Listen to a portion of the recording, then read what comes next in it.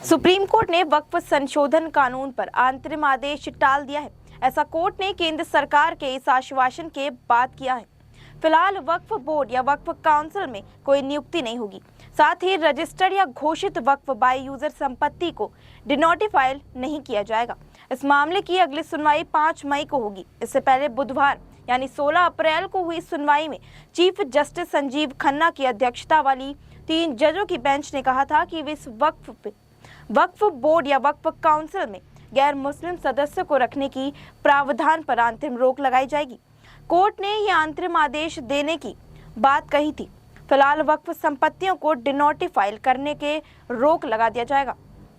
हालांकि कोर्ट ने ऐसा आदेश दिया था।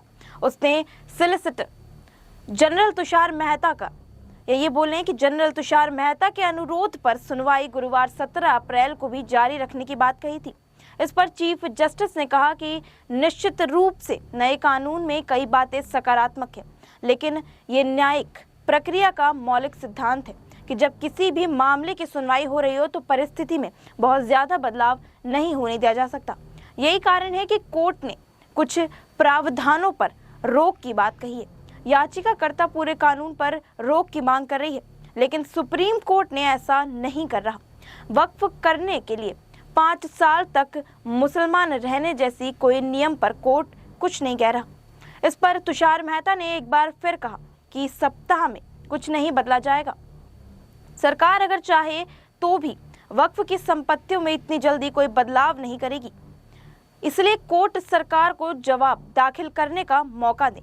तुषार मेहता ने कहा कि वक्फ बोर्ड पर या वक्फ काउंसिल पर फिलहाल कोई भी नियुक्ति नहीं की जाएगी।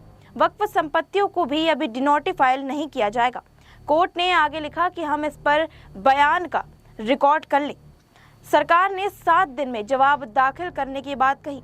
उसके बाद 5 दिन में दूसरे पक्ष सरकार में हल्फनामे पर अपना जवाब दें। 5 मई को मामले की अगली सुनवाई होगी। सुप्रीम कोर्ट ने कहा कि ये भी सैकड़ों की संख्या में दाखिल होगा। सभी याचिकाओं को सुन पाना उसके लिए संभव नहीं है। ऐसे में याचिकाकर्ता ये बताएं कि कौन सी 5 याचिकाओं को कोर्ट सुने।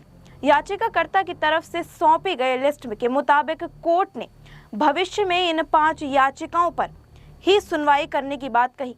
आदर्श मदनानी, मोहम्मद जमील मर्चेंट, मोहम्मद फलुर रहीम, शेख नारुल हसन, असाउद्दीन ओवैसी, इन याचिकाओं को भी भविष्य में याचिकाकर्ता के नाम की बजाय इन वक्फ अमेंडमेंट एक्ट 2025 की याचिका 1, 2, 3, 4 और 5 लिखा जाएगा।